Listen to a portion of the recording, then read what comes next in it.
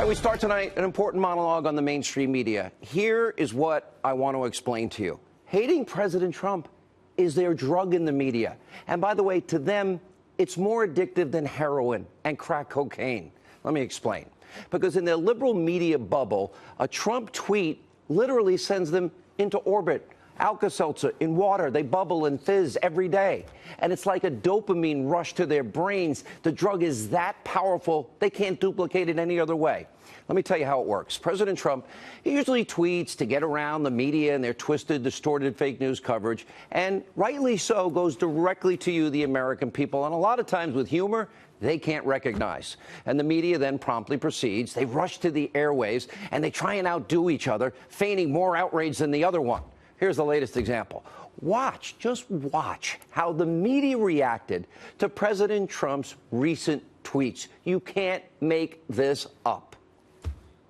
16 tweets today to start the new year, some of them deeply disturbing. These are the messages from a person who is not well, from a leader who is not fit for office. This is language that would have been rejected from the script of Dr. Strangelove. We can't begin to normalize this. This is dangerous. This is childish. This is unpresidential. It's not befitting the leader of the free world. None of this normal, none of this acceptable, none of this, frankly, stable behavior. This is so far outside the principles and the norms of presidential behavior that we are in an outer space realm here. This is what happens in authoritarian countries. Trump needs to be medicated and hospitalized at this point, or he is going to just kill all of us. He is not merely being cavalier with a threat about nuclear war. He's being cavalier in a way that makes him seem demented and deranged. Perhaps never have we seen a man whose profound sexual and masculine insecurities are literally threatening to annihilate the planet. Really? President Trump is demented. Let's see. Because he's responding to a nuclear threat from North Korea. Now, not only are they all a bunch of sheep, you notice they all say pretty much the same thing, but they're drug addicts in this sense. They crave their next Trump tweet. They need their fix. And if for some reason there's not a tweet within 24 hours, there's not a comment, there's no fake outrage, well, then they have to latch on to something that'll satisfy their craving. They just race back to their gateway drug. Oh, Trump, Russia, Trump, Russia. But with the Trump-Russia collusion story now falling flat, that's kind of like the equivalent of methadone. It's only a maintenance drug that barely separates them from like a padded room in some asylum somewhere. And for over a year, you have been subjected to Russia, Russia, Russia, collusion, collusion, collusion. Only thing missing are facts, facts, facts. And the media desperately repeating those words daily, hoping that somehow, if they say it enough, it's going to come true. Here's the problem. It's not true. There is to date zero evidence President Trump colluded with Russia. None whatsoever. It doesn't exist. So the media now, they need a new conspiracy theory that they can pass off as news to get themselves, well, back on their drug, get hooked again. And it's actually, in one sense, it's sad because these people really need help. They have no, let's say, they don't want to adhere to truth anymore. That's a sad thing. Now, if you think about it for a second, does the media ever, when you watch the news, do they ever talk about anything Donald Trump that he did is good? Any good news? Any good news with the economy? Or are they just obsessed with tearing this president down because they never thought he'd win? Do they ever talk about the American people, solutions for health care, getting people out of poverty, off of food stamps, back to work? I never hear it. If the media really cared about anything of real importance, then guess what? They'd have to alter their constructed worship, sites of Obama during his failed presidency. And by the way, they would have, in those years, seen the millions of more Americans in poverty and on food stamps. They would have stood up for you, but liking Obama was more important. Now, President Trump's tweets about North Korea, let's get into this. They are perfect examples. What did the president say that is so dangerous that you see them unleashed like they did in the last 24 hours? Let's see. He stood up to a two-bit murdering dictator, and he called him Little Rocket Man. And he said that the United States is not going to be intimidated by his little red button on his desk. And for the media, that kind of leadership, well, they don't like it. It's not good enough since what they're used to and what they personally support are the policies of appeasement. So we have to ask, is there anything that President Trump could do to make the media ever happy in this situation with Kim Jong-un? By the way, a situation Bill Clinton put us in. Now, the press probably wants President Trump. Maybe they'd be happy if he got down on his knees and kissed Kim Jong-un's ring on his little hand. Then they'd be calling for him to get the Nobel Prize. Or maybe the media would be happy if Trump gave billions of dollars in fuel subsidies to North Korea like Bill Clinton did. Or maybe Trump should suck up and grovel to Kim Jong-un, just like Bill Clinton sucked up and groveled to Kim Jong-il, his father. Then Trump could go on TV like Bill Clinton did and tell you, the American people, a massive lie like this. This is a good deal for the United States. North Korea will freeze and then dismantle its nuclear program. South Korea and our other allies will be better protected.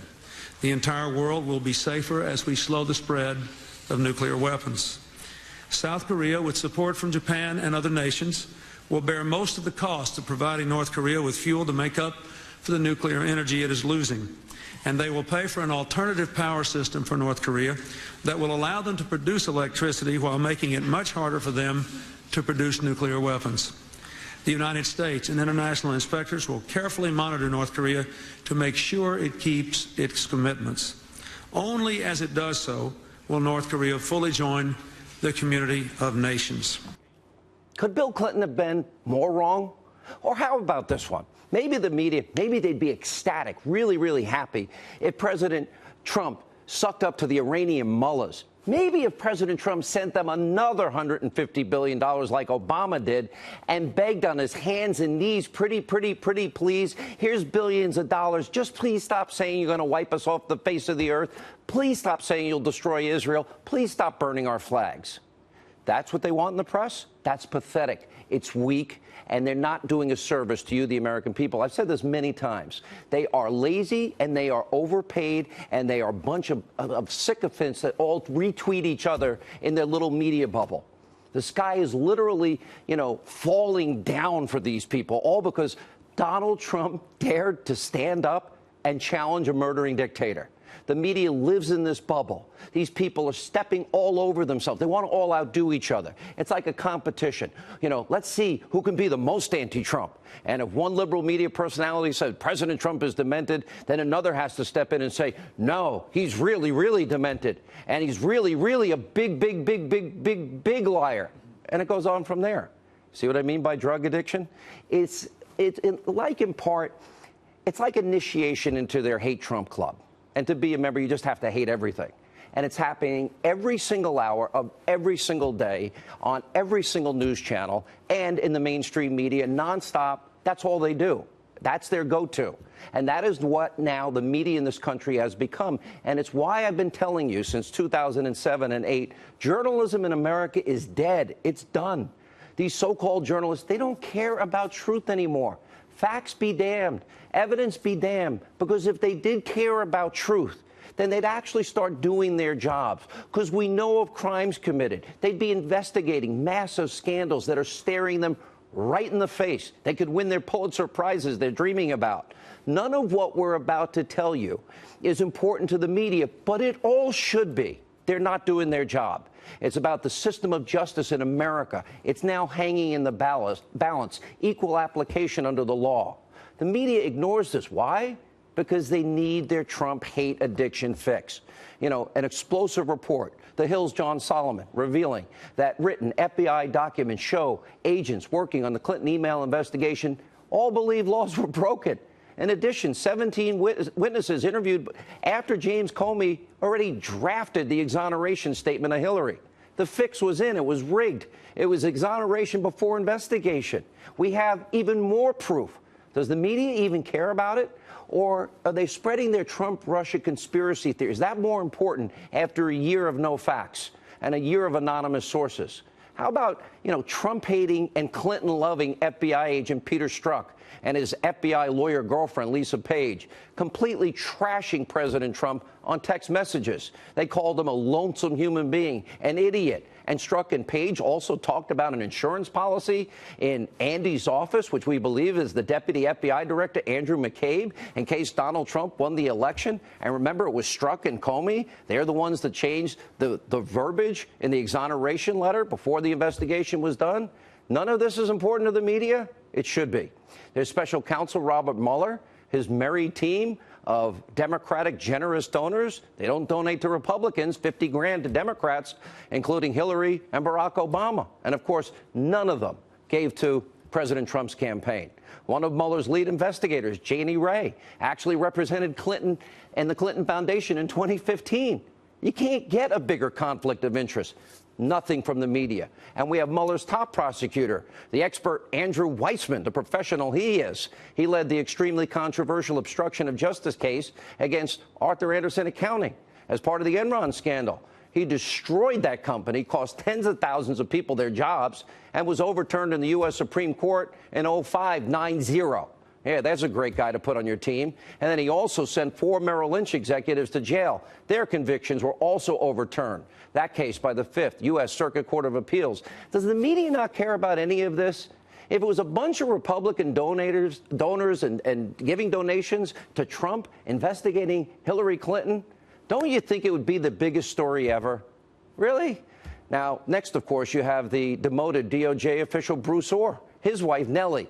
Bruce Orr meets with members of Fusion GPS before and after the 2016 election. And Nellie, his wife, Nellie Orr worked for the firm that Hillary Clinton and the DNC paid to produce the fake, phony propaganda Russian anti-Trump dossier.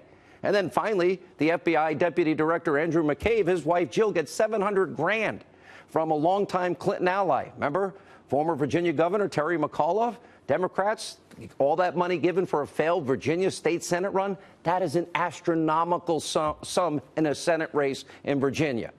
These are all individually massive stories, not even mentioning Uranium One, about, let's see, bribery, extortion, money laundering, kickbacks, and they knew it before CFIUS, before 9 separate agencies approved of giving 20% of our uranium, knowing that Vladimir Putin's thugs were in America trying to get a foothold into the uranium industry in our country. We don't have enough. We need more. It's insane. Then you look at the money behind that. You have mountains of evidence here of wrongdoing. The media is not touching any of it. Why?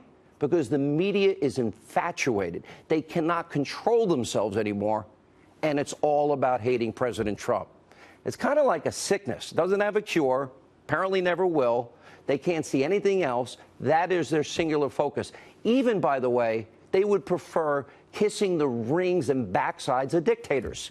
The media is betraying you, the American people. Now, you would think the press, you'd think they'd have some sort of ethical compass, something that would move them towards truth. But they're now so corrupted, morally bankrupt, they hate any and everybody that doesn't do it their way. The media tonight, they're hyperventilating. Again, foaming at the mouth. The back and forth between President Trump, former White House advisor Steve Bannon. President Trump responding to comments Bannon apparently made in his soon-to-be-released book by Michael Wolff. Here's the thing. The media loves Steve Bannon for the moment. They love when Republicans or conservatives are fighting and create a circular firing squad. In real life, they hate Bannon and they hate Trump. But they'll, right now they'll be supportive of Steve Bannon if they think he's advancing their cause. They love these intramural fights. They love palace intrigue. They love to analyze who's up, who's down. It's another example. The media's priorities are so screwed up. When do they ever talk about you? When do they ever talk about making your life better, your kids' lives better? Here's another thing that I've said before. Anyone who works in the White House, they're there to serve the country and the president. That's it, and the American people. And that should be the main goal. People asking me all day today, what do you think about, this? I think this.